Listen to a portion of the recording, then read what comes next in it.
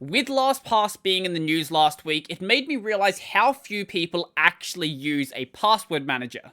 So they have, or had, a user base, at least before they screwed over their free users, of 25 million users. It was a bit lower than that, but we'll just round it up to 25 million. And LastPass, due to all of the publicity they've had from groups like Linus Tech Tips, is one of the most popular password managers in the world. So being generous, let's say their competition doesn't have more users than them. Let's say they're all roughly at 25 million.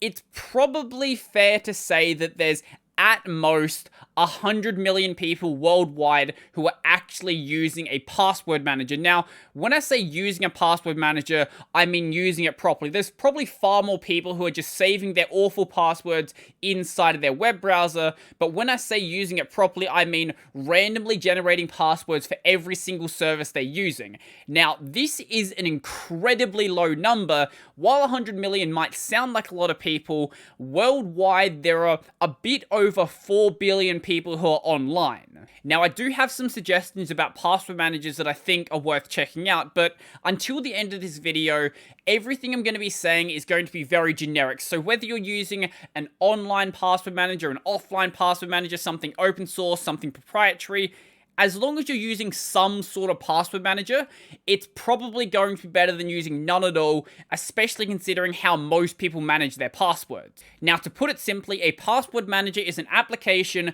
that stores all of your passwords in one location inside of an encrypted vault.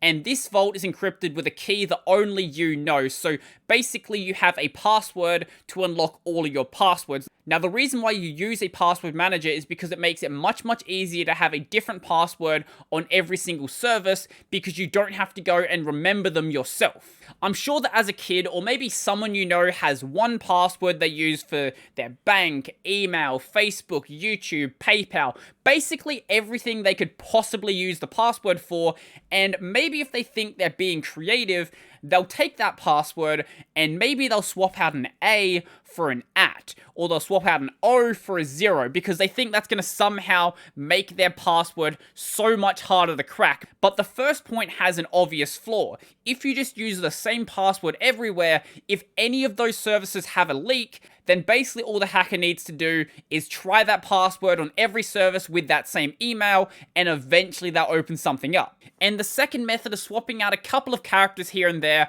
while not instantly making your other accounts compromised, hasn't actually been secure for, I don't know, 15 or 20 years. With how fast computers are right now, you can very easily try those different permutations of the password and very easily break it. Especially when the permutations most people use aren't anything too creative. It's just swapping out O's for zeros and A's for ats. Maybe if you try some more complex things, like say swapping out, I don't know, a K for some random kanji symbol, that might take longer to crack, but ultimately it still will be cracked very quickly. And when you're not using a password manager, most people are probably going to use some very easy to find information or commonly used information, like say your local sports team, or a birth date, or common animal names, because most people typically name their pets very similar names, or their children's names, or anything like that, which just is very easy to find,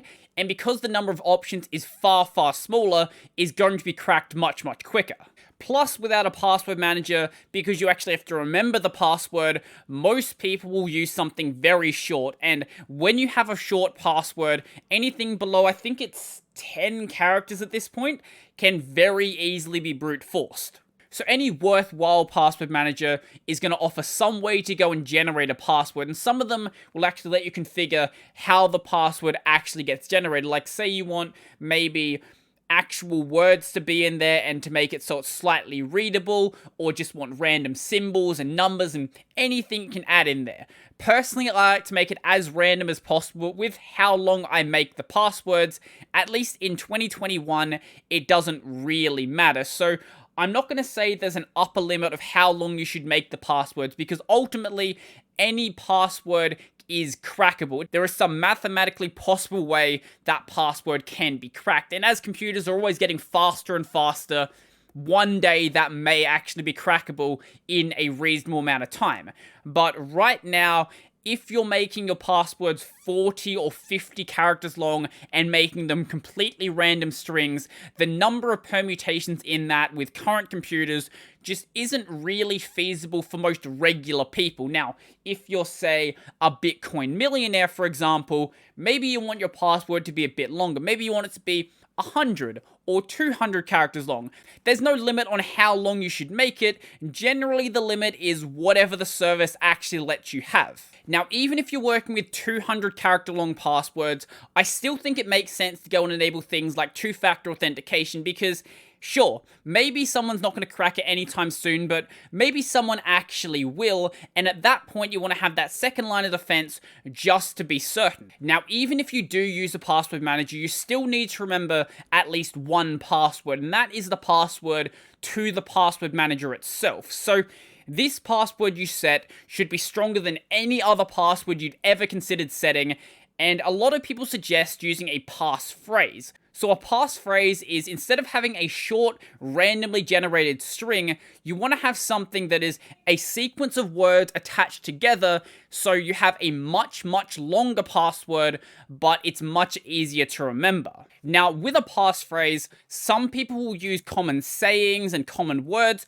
I would suggest steering very clear of sayings, because if you're using a saying, it's very likely someone else is using that saying, and you really don't want your password to match anyone else.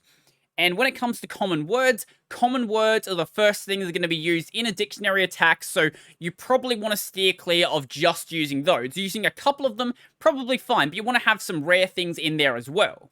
So here's an example of a passphrase. Elephant, leopard, construction site, housing willow. Now, because I said it, please don't go and use that as a passphrase, because now that it's been said, it's going to be a part of an attack.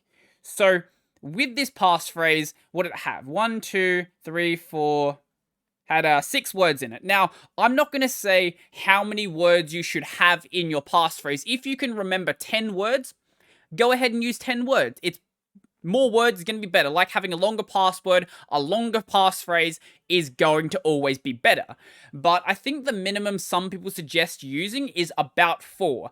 Going any less than that, you start having passwords that are very short and can be brute forced. So you probably don't want to have that, and having less words is going to make it more susceptible to a dictionary attack. Now, if you want to be pedantic, which, because it's a password and it's the most important password you'll ever set, I highly suggest doing, go and start doing things like swapping out, where there would be a space for an underscore or for a dash, and swapping out letters for numbers or letters for other symbols. But if you want to be even extra pedantic, don't do it in a consistent way. Sometimes swap out an O for a 0, other times swap it out for a capital O. Maybe even misspell a word here and there. Basically, you want to make it so it's still easy to remember, but you also want to make it so it has enough anomalies in it where cracking it is just not going to be a feasible thing, at least for most targets. And while you could just use words from a native language, you could also go and swap in words from other languages,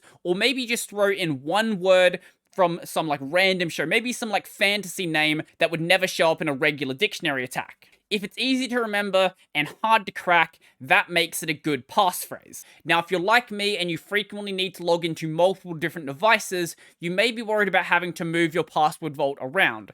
Now, every single password manager has either some built-in way or some external way to go and sync your password vault to other devices, whether that is some online method or an offline method where you just physically copy it over. So even for things that are just absolute burner accounts, there's no reason not to have just an insane password, even if there's nothing of value attached to that account. Now, my suggestions will only be open source solutions, because I don't think you should ever go and trust all your passwords to a proprietary password manager, because you have absolutely no way of knowing what they are doing behind the scenes. Right now, my personal favorite is Bitwarden, and this is the one I actually use on my system. So I like the mentality behind their payment model. So some password managers will force everyone to go and pay for the software, but in the case of Bitwarden, it is basically free for individual users. You can go and pay for it, and you basically get some extra two-factor authentication. So if you want to use things like, say, a YubiKey,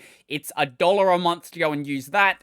and you get like 2 gigs of encrypted storage. So really the only reason why you're paying is if you have a YubiKey and want to use it, or you just want to support Bitwarden. The only people they actually force to pay to use their software are their corporate customers. Basically because they think that every individual should be using good password management and they shouldn't be forced to pay for it. Bitwarden has an app and extension on basically everything you can want to use it on. It has a really clean looking interface, and most importantly is if you're coming from some other password manager, you can just go and import all of those passwords into Bitwarden and it just magically populates the vault. However, some may not like the fact that it's an online password manager and would prefer to have something that's offline. Now, these aren't going to be endorsements because I haven't used them myself, so I have no idea how well they actually work, but I have heard a lot of good things about them, so I don't feel absolutely horrible suggesting that they might be worth at least looking into. So the first one we have is KeyPass XC, which is probably the much easier way to go and do an offline solution compared to the second one I'm going to give you.